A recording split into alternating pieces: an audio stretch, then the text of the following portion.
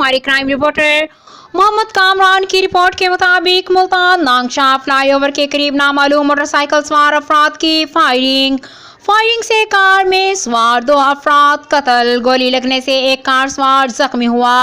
Motorcycle सवार मुलजिमात मौके से फरार होने में कामयाब, पुलिस जाए वक़ुआ पर पहुंच गई। कत्ल होने वाले अफराद की शिनाख्त ताहाल ना हो सकी। नागशाह पर फ्लाईओवर पर फायरिंग का मामला पेश आया। कत्ल होने वालों में अकबर और शिमला शामिल हैं।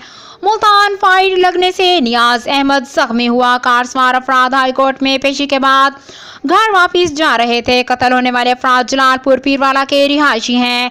वाकया पुरानी दुश्मनी की वजह से पेश आया।